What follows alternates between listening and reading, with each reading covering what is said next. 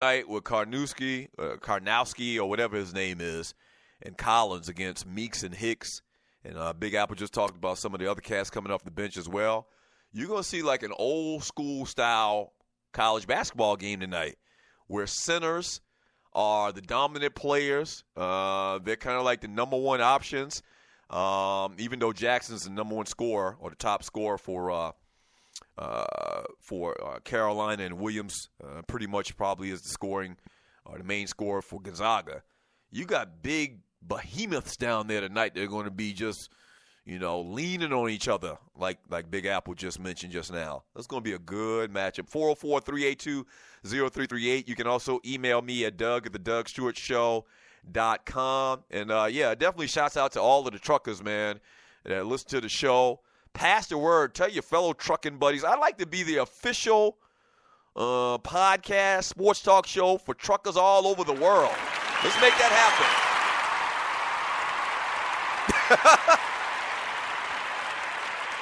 Let's make that happen.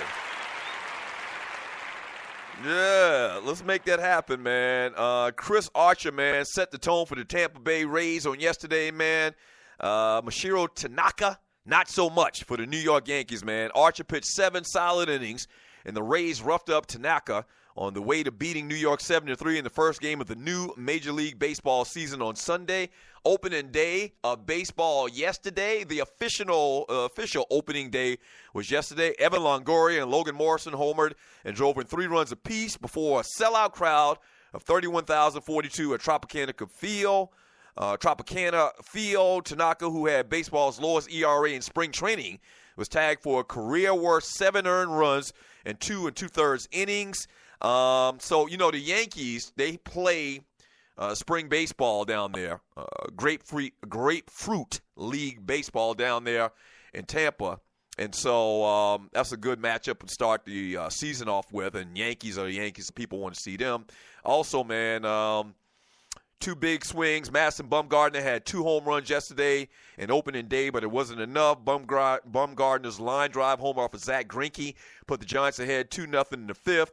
The pitcher's second solo shot off lefty Andrew Chafin broke a 3-all tie in the 7th inning. Put the Giants ahead 2-0 in the 5th. The pitcher's second solo shot off lefty Andrew Chafin broke, once again, that 3-all tie in the 7th. He struck out 16 batters, became the first pitcher to hit 2 home runs on opening day, and struck out 11 with no walks in 7 innings. And didn't matter, though, as San Francisco closer, the bottom of the 9th for San Francisco closer Mark Melion for a 6-5 victory. Chris Ewing singled home the winning run, and the Arizona Diamondbacks scored twice to beat the San Francisco Giants on yesterday as well. And the Cubs, they losing their opener to the St. Louis Cardinals 4-3. Randall Grichuk smiled as he backed away from the St. Louis mob chasing him off the field. Then he stepped up and jumped into the celebratory collision with Dexter Fowler. He hit a 2-run homer in the 8th inning and a game-ending RBI single in the 9th, helping the Cardinals top the Chicago Cubs 4-3 on Sunday. Up next, following a day off, right-hander Jake Arrieta of the Cubs and Adam Wainwright of the Cardinals get the ball on Tuesday night. Arrieta went 18-8 with a 3.10 ERA and 31 starts last year. Wainwright is looking to get back on track after going 13-9 with a 4.62 ERA last year. One quick note, just one quick little mention about baseball and the season and what Vegas expects. The Cubs, who won it all last year for the first time in a gazillion years, are 3-1 odds to win it all again this year. That's right. So Joe Madden and the Cubs are back.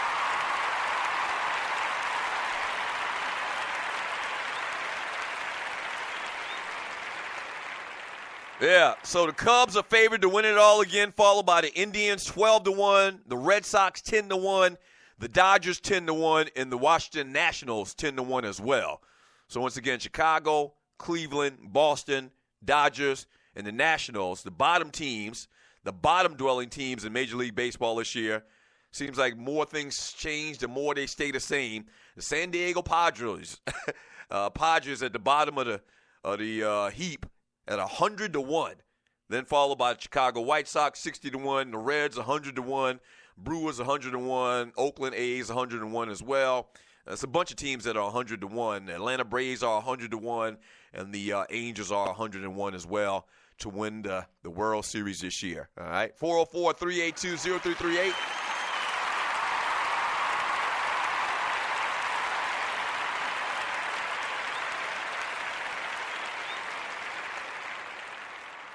You can also email me at doug@thedugstewartshow.com. Quickly, a little basketball talk from last night, and you're listening to the Doug Stewart Show.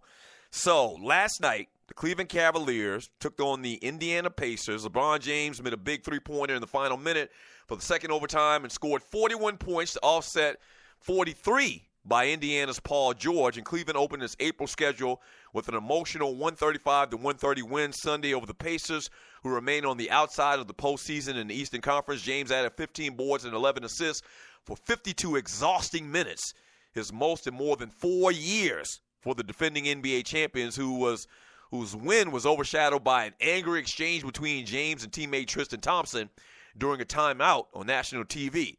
Here's the quote from LeBron: "I had good intentions, but I was a little bit too demonstrative at that point in the game." He said, "I can't show up my teammates. Double T worked hard." Talking about Tristan Thompson. "He's a big-time player for our team. I had good intentions of what I wanted to happen, but the way it came out, it didn't look good on TV." That's a good thing by LeBron. LeBron's a humble guy, man. He really is. He's a good guy.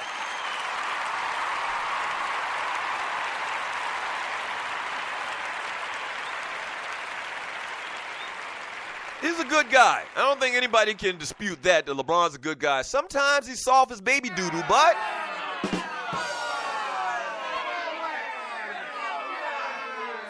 he's a good guy. Lance Stevenson scored 4 points and committed 5 fouls in 18 minutes on his first game since returning to Indiana.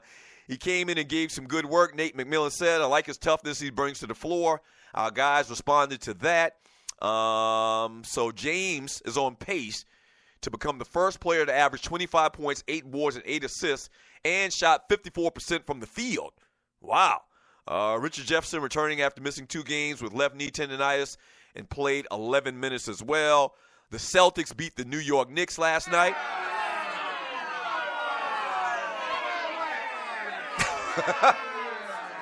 Isaiah Thomas scored 19 in just 24 minutes, and the Celtics remain atop of the Eastern Conference, beating the Knicks 110-94. The Charlotte Hornets beat the Oklahoma City Thunder 113-101. Kemba Walker scored 29 points to help Charlotte overcome Russell Westbrook's 6th straight triple-double to beat the Oklahoma City Thunder 113-101 on Sunday. Westbrook finished with 40 points, 13 boards, and 10 assists.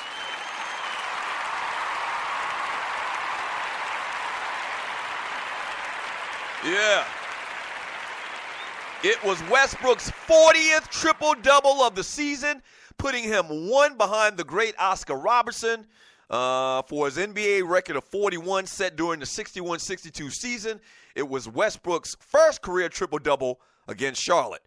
Up next, the Thunder will host Milwaukee on Tuesday to wrap up their 3-game homestand. So look for Westbrook to tie Oscar Robertson. I don't see any reason why not.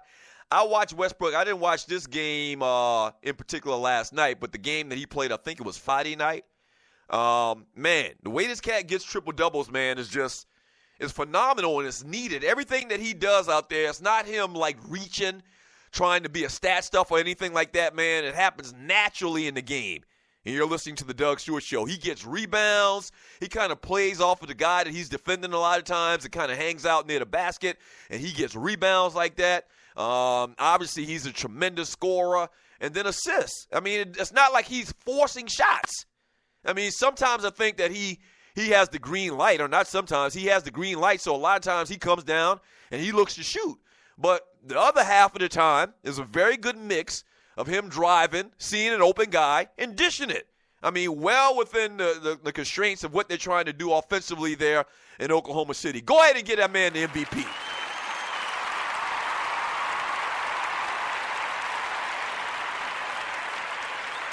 Yeah.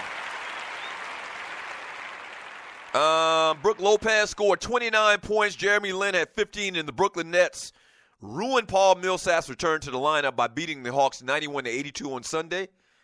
Millsap returned after a 7-game absence with a left knee injury, but Atlanta fell to 39-38, just a game ahead of 7th place in the Eastern Conference.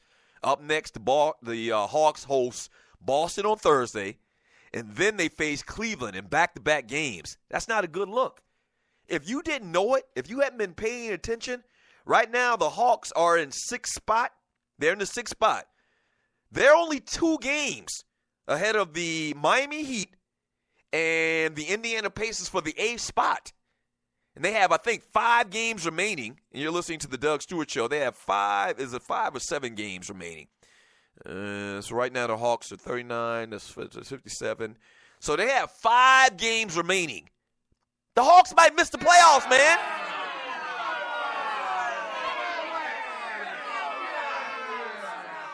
They got 5 games remaining. They're only 2 games ahead of Miami and Indiana. Okay? And they got to play Cleveland, which is probably going to be a loss, and they have to play Boston, which is probably going to be a loss too. The Hawks are in jeopardy of not making the playoffs.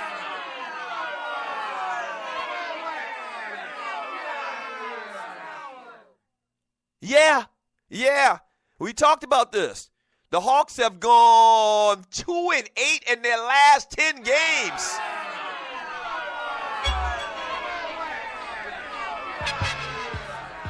Yeah. Everybody said it was nothing to worry about. Move on. Nothing to see here. Hawks are going to be fine. When they had that game when Coach Bud benched Schroeder and then suspended him for another game, everybody was like, it's no big deal. They're good. They're going to be fine. They're definitely going to make the playoffs. Every game counts. Every game counts. It's very easy to go on a loser streak.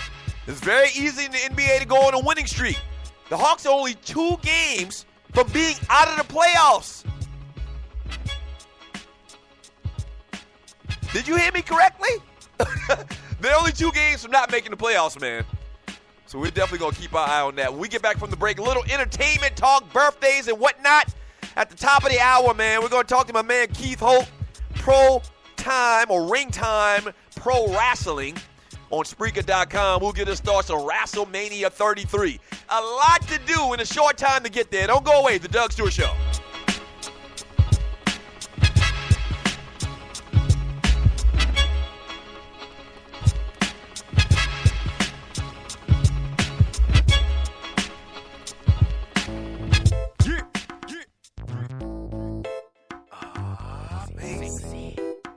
That's what she is. That one ain't red. It cool with me though, you know. Keep the heels on. She wear tennis shoes sometimes. Probably cut the rag. Yeah. I like her though, you know what I'm saying? Yeah. This is for the sexy ladies. The way you move it, baby, yeah, it's driving me crazy. And you should use your love and it takes me. I need a fly chick to upgrade me. She amazing. This is for the sexy ladies. The way you move is driving me crazy. And you should use your love and it takes me. I need a fly chick to upgrade me. She Put your high heel boots on, baby. I don't wanna know you if your ass fugazi. I need a gangster boo just to have my baby. Girl, you so crazy. You gotta use your energy, you can't be lazy. I told you, girl, if you wanna go, just page me. The way you handle biz, yeah, you really amaze me. And you should use your love and it tase me. I'm shocked, I ripped, I rocked, I popped. I beamed before we got butt naked and did our thing, man. Okay, the way you bling make a brother wanna sing. All hype before I turn off the lights like sweet dreams. I love her in the heels, standing tall like a Barbie doll. Gone like no other, told her mama that I love her. Yeah, I'm on another level. Shouting real cool, plus a lace front of fool. She amazing. Ladies, the way you move it, baby, yeah, it's driving me crazy. And you should use your love and it takes me. I need a fly chick to upgrade me. She amazing. This is for the sexy ladies. The way you move is driving me crazy. And you should use your love and it takes me. I need a fly chick to upgrade me. She amazing. The way you move, She it amazing. really turns me on. Got my nose open wide. I don't know what is wrong. I can't go on and on, 'cause this scene don't last that long. Come on and go with me. Jump up in the Chevy. Brett. She do what I does. We